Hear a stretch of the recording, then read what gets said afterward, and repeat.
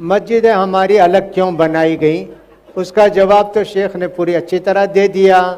بات ایسی ہے، پہلے کبھی لکھتے بھی نہیں تھے اہل حدیث مسجد، مگر کبھی کبھی ایسا ہوتا ہے کہ کوئی آ کے پریشان ہو جاتا ہماری مسجد میں اور بھاگ جاتا ہے، وہ ہو سکتا ہے اس کو بھی سہولت پہنچانے کے لیے بھئی اہل حدیثوں کی مسجد ہے، تم اگر تمہاری نماز نہیں ہوتی کہیں آ کر جا کر پڑھ لو، ہم تمہاری نماز خراب نہیں کرنا چاہتے ہیں، ہو سکتا ہے اس لیے بھی ہو، لہٰذا یہاں کوئی غیر شرعی کام نہیں ہوگا۔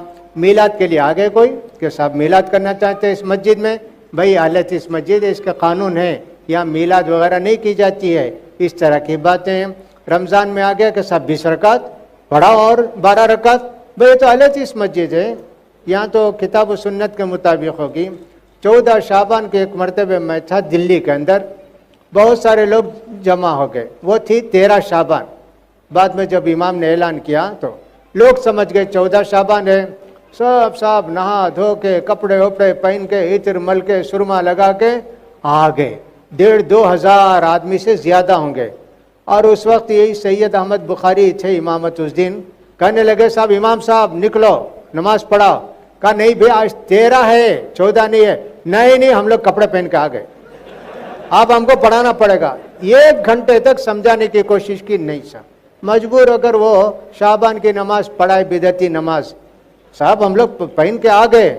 اگر ان کو معلوم ہوتا کہ صاحب یہاں شعبان وغیرہ نہیں کرتے تو نہیں آتے تھے وہ۔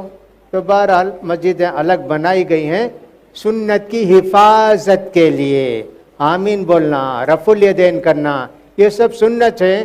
آپ اپنی مسجد میں اجازت نہیں دیتے ہیں، ٹھیک، ہم اپنی مسجد بنا کے سنت کو زندہ کرتے ہیں، جہاں سنت کو زندہ کرنے کا موقع نہیں ملا تو بنایا۔ تو ہماری مسجد میں کسی کو روکا نہیں جاتا ہے آنے سے، لیکن دوسرے لوگ ہم کو روکتے ہیں، لیکن ہمارے مسجد میں سب ہوتا نہیں۔